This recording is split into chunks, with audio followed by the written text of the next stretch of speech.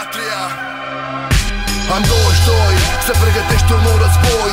E plin de știri contradictorii pentru noi. O zi toridă de vară în 39, când am aflat că s-a semnat un pact.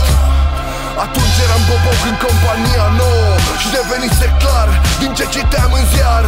În scurt timp noi o să intrăm în luptă și eram gata să murim, ca țara să nu fie ruptă. Un an mai târziu alții au decis însă să se retragă peste Prut. Eu am rămas aici cu mamă, tată, atât cât am putut am rezistat. M-au prins încătușat, pe mulți au împușcat. Eu însă am fost deportat ca vitele în trenul spre Siberia. Un nimeni printre mii de nimeni pe care-i păștea dezinteria. Și-am crezut că o să mor, dar n-am strigat niciun moment după ajutor. Nu mi-era frică, de câte ori cădeam ura simțeam cum mă ridică. Au fost zile grele și a trebuit să mor ca să trăiești. Și trăiesc, informații răzbat, puține și truncate, dar am aflat, e 45, războiul s-a încheiat și tata a murit și mama e pe moarte. Eu sunt departe și simt că mor și eu încet, încet. Am devenit pasiv la orice, răgnesc încet voce, durere, nu simt așa ceva. Și nu știu dacă ăștia 10 ani te-au mai trecut, sunt aievea. Nu știu, nu știu.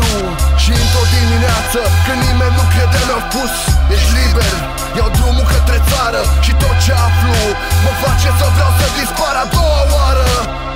A doua oară. Onoarea patriei vine pe primul loc. Nu da înapoi, nu pune sabia dreptății în toc. O mână sus pentru toți frații ce trăiesc în Basarabia, pământ românesc. Onoarea patriei vine pe primul loc. Nu da înapoi, nu pune sabia dreptății în toc. O mână sus pentru toți frații ce trăiesc în Basarabia, pământ românesc.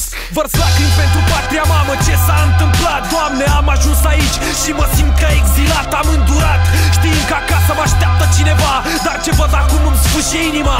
Asta e țara mea, unde e Basarabia, pentru ce lupt, unde-i pământul visat, cuprins de Nistru și Prut. Cum să zâmbesc, cum să aștept ziua de mâine, când văd eroi în genunchi pentru firmituri de pâine. Unde sunt frații mei?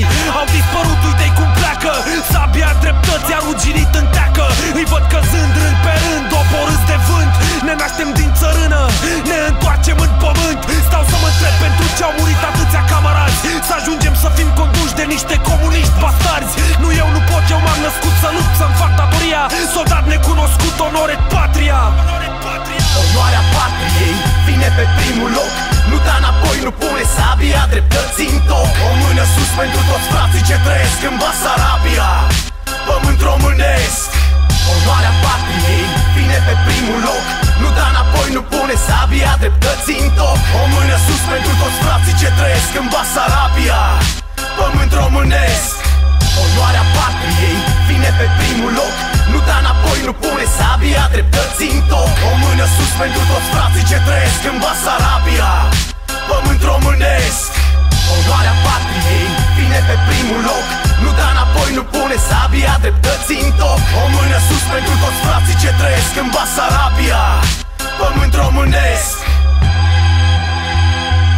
Chiar dacă prezintă câteva adevăruri istorice, această poveste este pură ficțiune. Orice asemănare cu persoane sau întâmplări reale este pur întâmplătoare.